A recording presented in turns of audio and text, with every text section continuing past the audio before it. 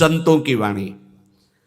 परम कृपालु संत जन समस्त शास्त्र और अपने हृदय के अनुभूत वचनों के द्वारा जीवों का परम कल्याण करते रहते हैं। श्री सनक सनंदन सनातन सनत कुमार में से श्री सनातन जी की वाणी। परम मुनि परमहंस श्री सनातन जी हर समय 5 वर्ष की अवस्था में रहते हैं और कोई वस्त्र नहीं धारण करते, दिगंबर। दिग माने दिशाएं, दिशाएं ही जिनकी अंबर है, अर्थात नग्न अवस्था में रहते हैं। ये वर्णन करते हैं कि एकादशी व्रत को हरितोष व्रत कहते हैं। भगवान की प्रसन्नता के लिए, हरिजू की प्रसन्नता के लिए एकादशी व्रत रहा जाता है। प्रायः समस्त वैष्णवजन रहते हैं। जो रसिक जन प्रियाजू के चरणों के अनन्य हैं, उनका एक ही व्रत है, श्यामा श्याम की 8 पहर उपासना करते हुए अपने मन वृत्ति को श्यामा श्याम में समर्पित करना। यहाँ ज्ञान ध्यान व्रत कर्म जीते सब काहो में नहीं मोहि प्रतीति, रसिक अनन्य निशान बजायो एक श्याम श्यामा पद प्रीति। पर जो एकादशी व्रत रहते हैं परम धन्य है, वो हरितोष व्रत है।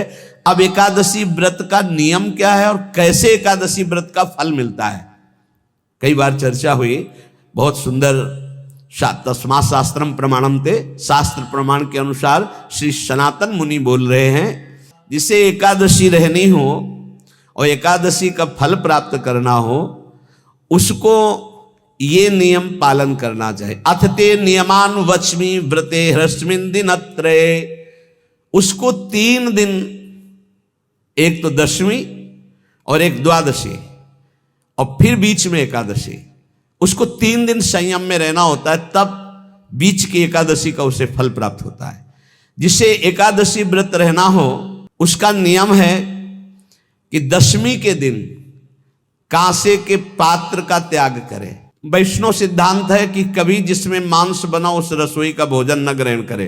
मसूर की दाल, चना की दाल, कोदों और कोई भी शाक, शहद, दूसरों का अन्न, दोबारा भोजन और मैथुन, ये दशमी के दिन त्याग दे। एक बार दशमी के दिन भोजन करे 24 घंटे में, क्योंकि एकादशी रहना है। कांसे का पात्र, जिस रसोई में मांस बना उसके भोजन का त्याग, मसूर की दाल, चना, कोदो, शाक, मधु अर्थात शहद और दूसरे के द्वारा दिया हुआ भोजन और दोबारा भोजन और मैथुन क्रिया, इनका दशमी के दिन कभी भी प्रयोग ना करे। इन 10 वस्तुओं से वैष्णव दूर रहे दशमी के दिन। फिर एकादशी के व्रत में, ये पीछे तो हम वर्णन कर ही चुके हैं, कहीं नहीं आया यहाँ कुटू का वो कचौड़ी पकौड़ी और सिंघाड़ा का हलवा और सावा, ये दुनिया के खीर और सब। ये एकादशी के दिन किसी भी तरह की गेम आदि क्रीड़ा ना खेले। जैसे अब आज व्रत है तो बैठे हैं अपना मोबाइल में गेम खेल रहे हैं, ऐसा कोई भी क्रीड़ा नहीं, द्यूत क्रीड़ा, किसी भी तरह का गेम, ये सब खेल नहीं। एकादशी के दिन उपासक को चाहिए कि वो किसी भी तरह की क्रीड़ा, मनोरंजन बिल्कुल नहीं। चनिद्राम, नींद नहीं लेनी उसको, न दिन में न रात में, एकादशी व्रत। और प्रायः पुराने महापुरुषों ने ऐसा किया है। रामदास जी डाकोर के रात में जाते थे, रणछोड़ भगवान के यहाँ कीर्तन करते थे जाकर, तभी तो भगवान उनके कीर्तन पर, उनकी भक्ति पर रीछ कर गाड़ी में बैठकर उनके साथ आए थे। पूरी रात जग कर कीर्तन करना, और दिन में तो सोना ही निषेध है, पान खाना निषेध है। एकादशी को बिल्कुल नहीं, जो व्रत रह रहे हैं। और दंत धावनम, वृक्ष से तोड़कर जो दतून की जाती है एकादशी के दिन नहीं। परापवादम, दूसरे की निंदा करना, चर्चा करना नहीं, अर्थात अधिकतर मौन व्रत धारण करे एकादशी के दिन। पैशून्यम, चुगली करना। स्तेयम, कोई चोरी करना। हिंसाम, वाणी से, शरीर से, मन से किसी को दुख पहुंचाना। रतिम, अर्थात भोग करना, मैथुन करना। कोपम, किसी के ऊपर गुस्सा करना। अनत वाक्यम, झूठ बोलना। एकादश्याम विवर्जयेत, एकादशी के दिन ये नहीं करना चाहिए। एकादशी को एक बार कुछ फलाहार शुद्ध,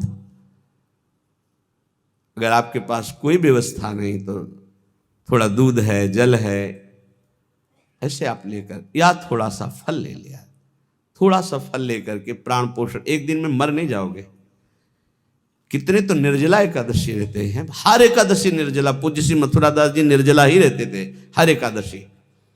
चलो भैया आपकी सामर्थ्य नहीं तो जल 2-4 बार ले लो, एक बार थोड़ा सा दूध और फल ले लो, चल जाएगा काम, प्राणों का पोषण हो जाएगा।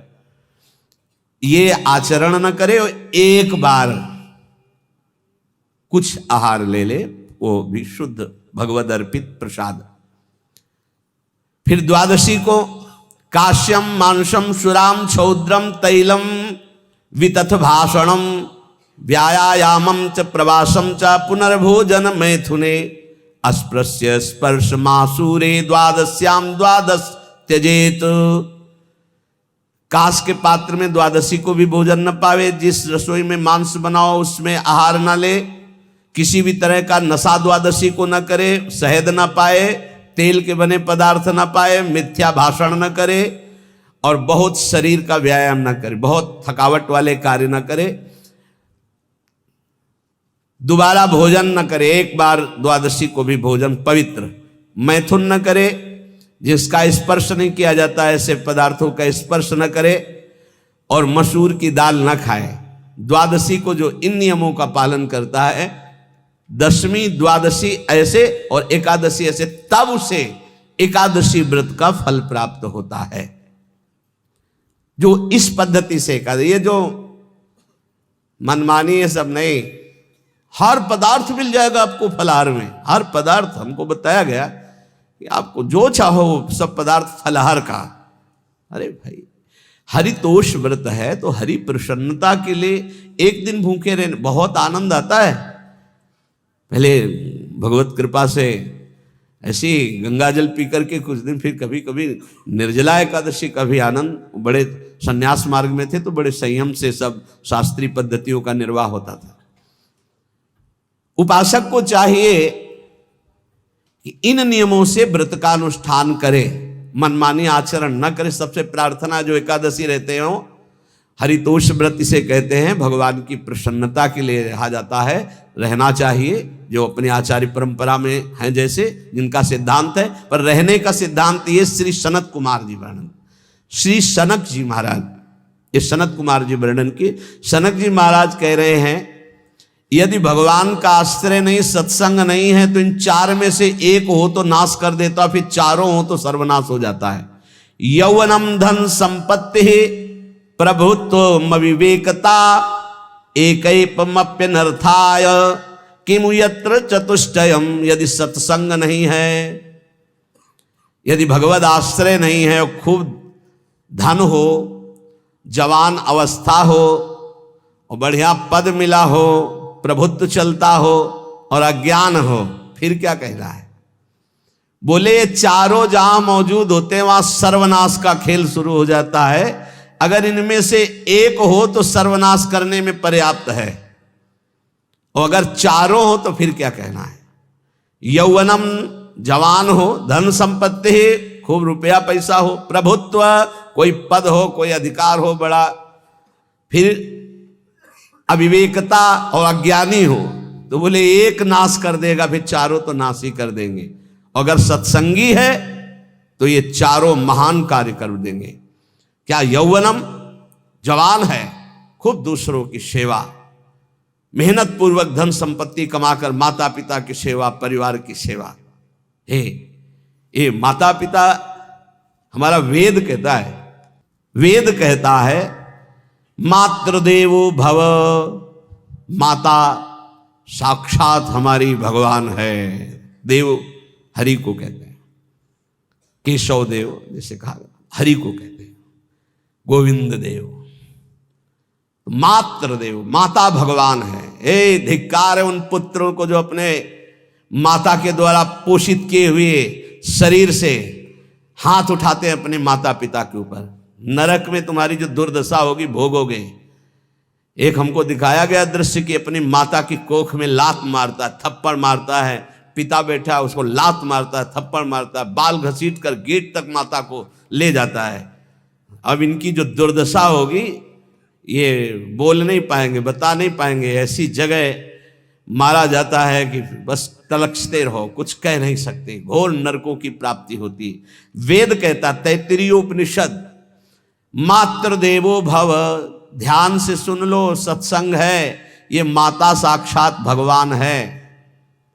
अगर तुमने मारा वाह भर करके इसके आंसू गिरे, तो जितने आंसुओं की बूंद से भूमि के कण भींजेंगे उतने कल्प तक नरक भोगोगे। ध्यान रखना, तुम्हारा कभी यश, कभी कीर्ति, कभी श्री, कभी हिरी, ये कभी तुम्हारे उदय नहीं हो सकती। तुम्हारा सर्वनाश हो जाएगा अगर मां पे हाथ उठाया। पितृदेवो भव, पिता साक्षात भगवान है। देखो भगवान अवतरित हुए तो प्रात काल उठी कै रघुनाथा, मातु पिता गुरु नावहि माथा। आचार्य देवो भव, माता साक्षात भगवान है, पिता साक्षात भगवान है, आचार्य गुरुदेव साक्षात भगवान है। जो अपनी माता को, अपने पिता को दुख देता है, अपने गुरुदेव की अवहेलना करता है, उसका कभी मंगल हो सकता है? वो कभी सुख प्राप्त कर सकता है? वेद कहता है, जो निर्दोष कर्म करते हुए धन कमाकर, कैसा कर्म? निर्दोष कर्म करते हुए धन कमाता है और उस धन से अपने बूढ़े माता पिता और गुरुजनों की सेवा करता है, जीवन धन्य है। धिक्कार है उस पुत्र को, धिक्कार उस जवानी को, धिक्कार है उस धन को, धिक्कार उस बुद्धि को, जिसको ये सब प्राप्त होने पर भी अपने बूढ़े माता पिता को दर दर के भटकने के लिए विवश कर देते हैं, जो अपने बूढ़े माता पिता को कष्ट देते हैं। जहां वेद कह रहा है मातृ देवो भव, पितृ देवो भव, आचार्य देवो भव, अतिथि देवो भव, चार बातें कही। अतिथि देवो भव, अगर बिना परिचय के कोई आ गया, कह रहा भूखा हूं, भोजन पवा दो, भगवान पधारे हैं, हम कह रहे मत अंदर आने दो, गेट के बाहर पवा दो, तुम्हारा संशय, पर उसे भूखा मत जाने दो। अतिथि देवो भव, जो निर्दोष कर्म करके अर्थ कमाकर अपने माता पिता गुरुजनों की सेवा करता है, उसी का जीवन धन है। पशुवत आचरण, मनुष्य शरीर प्राप्त करके राक्षस आचरण, राक्षसों की यही पहचान होती है। मां नहीं मातु पिता नहीं देवा, साधुन ते करवा वही सेवा। तुम्हारे जो पुण्य है ना, सब भस्म हो जाएंगे। आप खिलवाड़ मत समझो, वो विरक्त है, भले तुम्हें नौजवान दिखाई दे रहा है, वो शरणागत है। जो आचार्य ने मंत्र दिया वही गुरु परंपरा से चला रहा, वही मंत्र उसमें। आप उसको बोल रहे हो हमारे लिए कुर्सी डालो, पैंट शर्ट पहने हो, कुर्सी डाल। हाँ, आप असमर्थ हो तो हाथ जोड़कर प्रार्थना कीजिए कि बैठने में हमारी टांग टूट गई है, हम बैठ नहीं पा रहे हैं, क्या व्यवस्था हो सकती है क्या? याचना इस कोटि की। आदेश, बाबा जरा कुर्सी लाना, बाबा तो कुर्सी रख देंगे, आप उनको तुम भिक्षुक समझते हो, सारे सुकृत तुम्हारे नष्ट हो जाएं। ये जो संतों के द्वारा दिए हुए आसन में अयोग्य पुरुष बैठ जाते हैं ना, इनके सारे सुकृत नष्ट हो जाते हैं। ये क्या समझते हैं? तुरंत आसन दिया जाता है किसी भी, आओ आसन को प्रणाम करके समेट कर रख दो, अगर आसन में बैठने की योग्यता रही। आसन में बैठने की योग्यता उसकी मानी जाती है जो सामने बैठा है, उस स्थिति का हो या उससे श्रेष्ठ हो। बहुत होश में ये बातें सत्संग में ही मिलती है और अन्यत्र नहीं मिलती। आसन बिछाने का मतलब तुम कोई महान नहीं हो गए हो, अपने में दैन्यता नहीं तो वैष्णव किस बात के? आसन ग्रहण वैसे ही बिछा हुआ है, उसके ऊपर आसन लगा हुआ है गुरुजनों के लिए, श्रेष्ठ जनों के लिए। आप आसन में बैठने के अधिकारी हैं। सत्कर्म के द्वारा कमाए हुए धन से मातृ देवो भव, पितृ, हम बार बार चिल्ला के कह रहे, क्योंकि कलयुगी इन पुत्रों को अब समझ में नहीं आ रहा। जो बोओगे वही काटोगे। अगर आप अपने पुत्रों को सत अध्यात्म की शिक्षा देंगे और स्वयं अध्यात्म से चलेंगे तो तुम्हारा बुढ़ापा ठीक से जाएगा नहीं। बुढ़ापा बहुत मुश्किल से कटता है, बहुत मुश्किल से। हाँ, हमें कई दृश्य देखने को मिलते हैं। बता रहे एक बार बिंदौर इधर है, इच्छावर फतेहपुर, वहां से भ्रमण करते यार, कि बड़े मकान से वयोवृद्ध भागते हुए आए, स्वामी जी स्वामी जी स्वामी जी, बहुत कष्ट में हो। क्या कष्ट है आपको? आप तो महल से उतर रहे हैं। ये किसका है? बोले मेरा ही है। तुमका कष्ट क्या है? बोले 4 लड़का है, 4 बहू हैं, सब खाते पीते हैं, मैं बहुत कष्ट में हूँ, सब कोई अपमान करता है। तुमका निकलो फिर बाहर, बाबा जी बनो, भजन करो, भगवान के मार्ग का अनुसरण करो। चौथी अवस्था है, बोले ये तो नहीं हो सकता, रहूंगा तो यहीं कुछ ऐसा कर दो कि जिससे हमारे बच्चों की बुद्धि बदल जाए, जो हमको पीटते हैं, गाली देते हैं।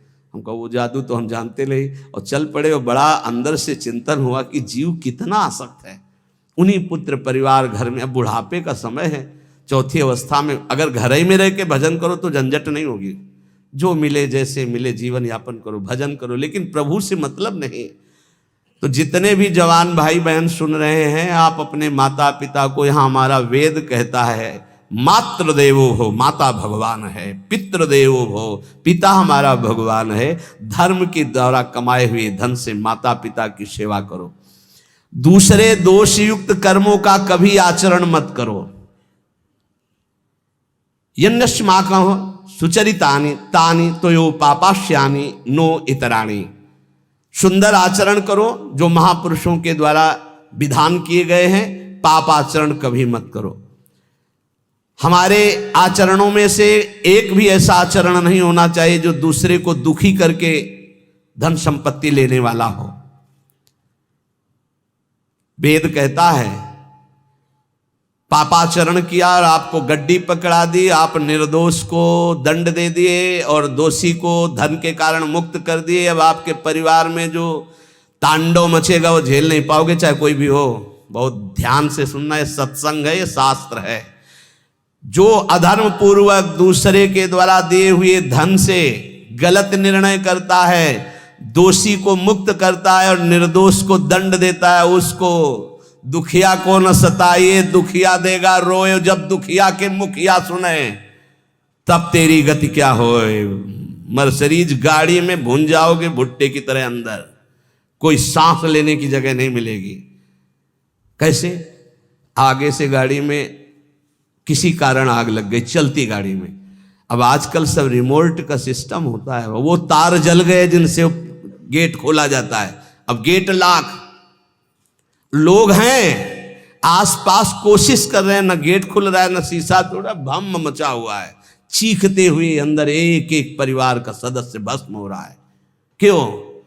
किसी के परिवार को उजाड़ा तुमने, किसी के निर्दोष की तुमने दंड विधान किए हैं, पापाचरण किए, वो भोगना पड़ेगा। इसीलिए बार बार तुम्हें भयावह शब्दों से कहते हैं, कोई तुम्हें दंड नहीं देगा, तुम्हारे कर्म हर समय तुम्हारी खोपड़ी में सवार हो, वही तुम्हें दंड देंगे।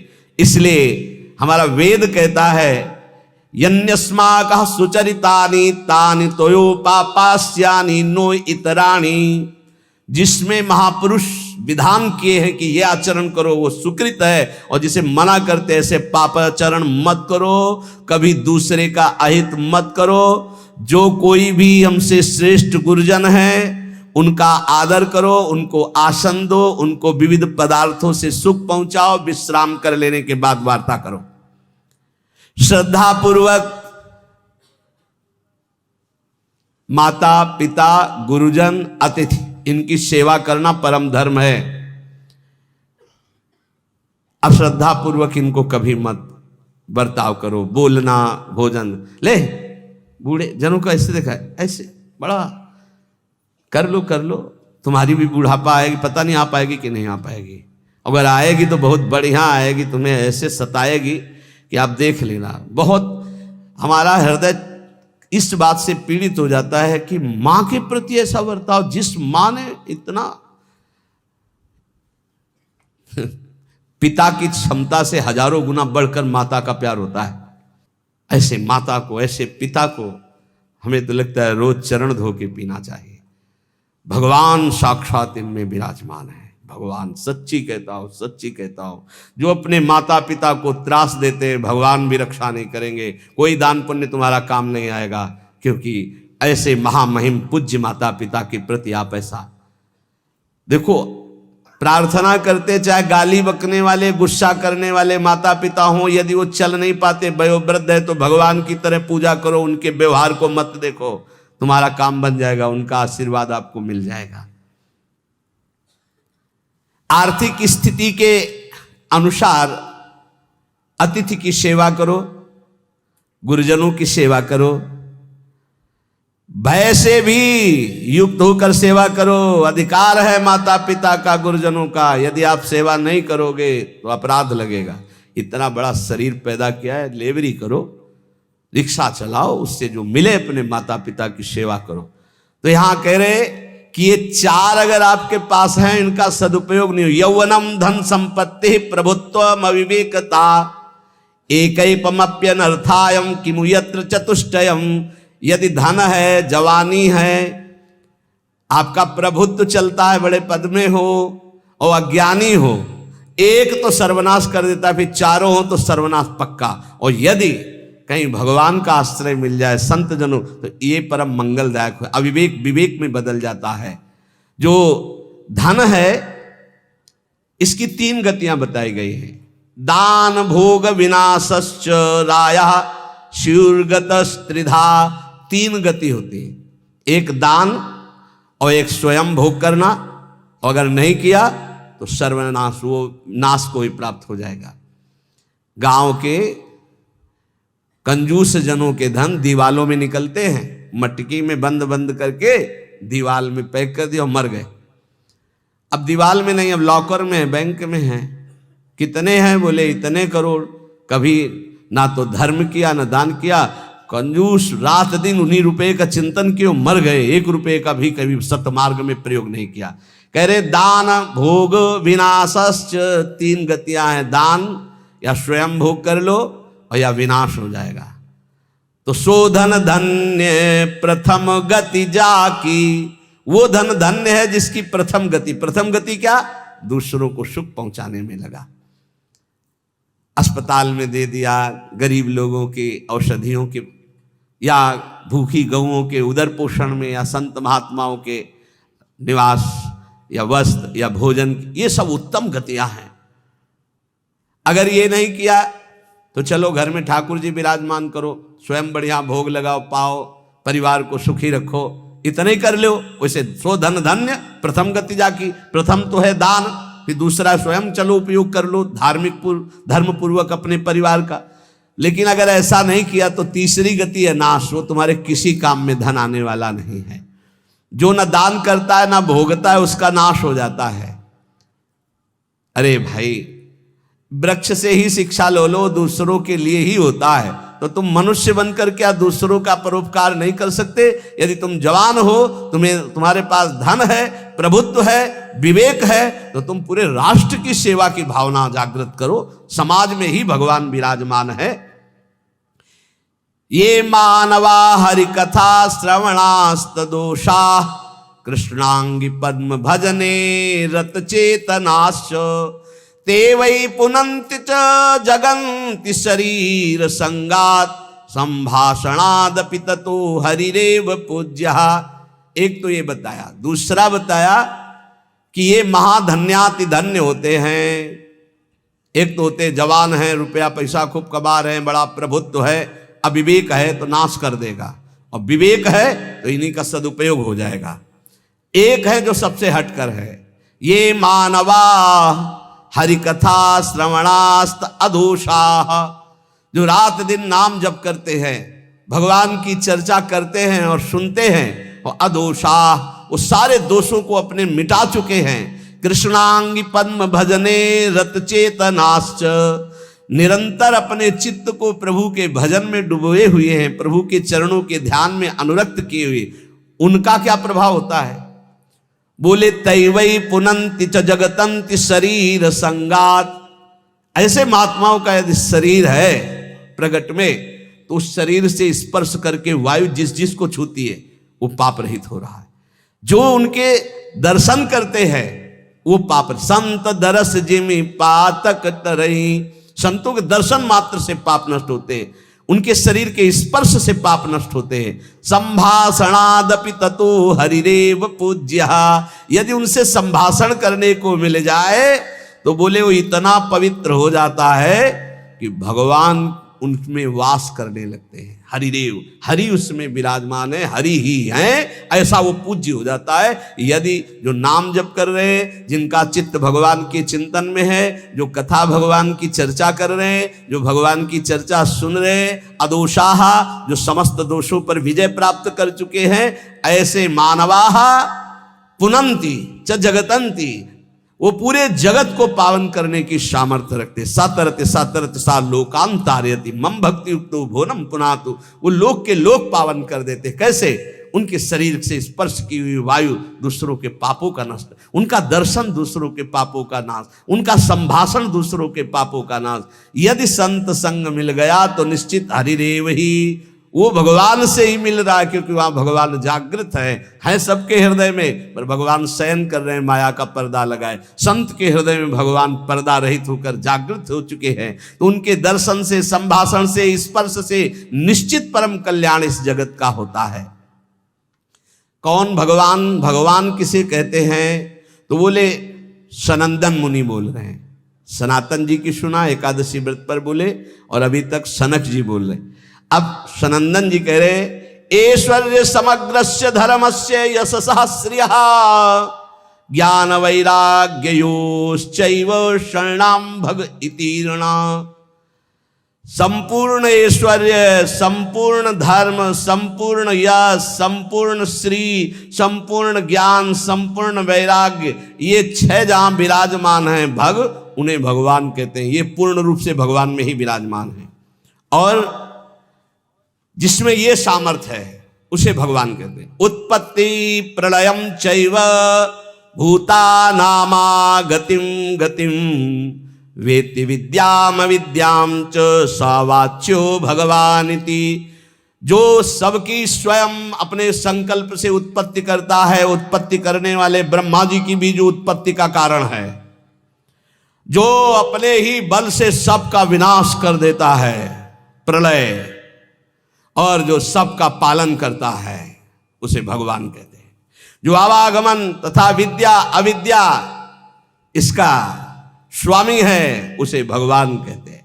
जो संपूर्ण ऐश्वर्य, संपूर्ण धर्म, संपूर्ण यश, संपूर्ण श्री, संपूर्ण ज्ञान, संपूर्ण वैराग्य और उत्पत्ति, पालन, प्रलय का स्वामी, जो विद्या अविद्या आवागमन जिसी के इशारे से होता है, वही है भगवान, वही सबका भगवान है।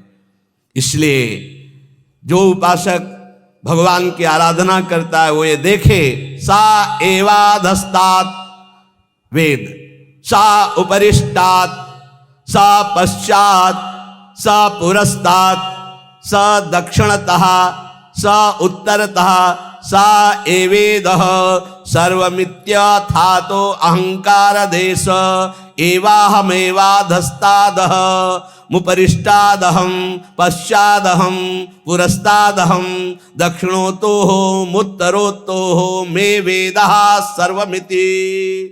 वो जो भगवान है कहाँ है? बोले सा एवाधस्तात्, सा उपरिष्टात्, वो नीचे है, वो ऊपर है, वो पीछे है, वो आगे है, वो दाहिने भी है, वो बाएं भी है, और वही ये सब कुछ है जो देख रहे हो, केवल भगवान ही भगवान है। बोले जो ऐसा देखता है उसका अहंकार भगवान में लीन हो जाता है।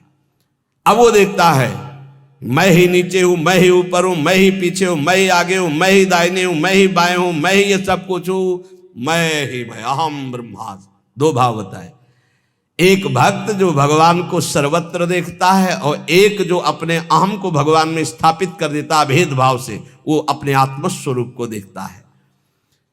जिसने ऐसा भगवान का अनुभव कर लिया कि आगे पीछे दाहिने बाएं ऊपर नीचे हर समय मेरे श्री भगवान हैं, तो न पश्यो मृत्युम, इसका फल है। पश्यति न रोगम नोत दुखाताः सर्वाः पश्यः पश्यति सर्वमाप्नोति सर्वस इति। बोले उसको किसी भी प्रकार का रोग दुख नहीं दे सकता।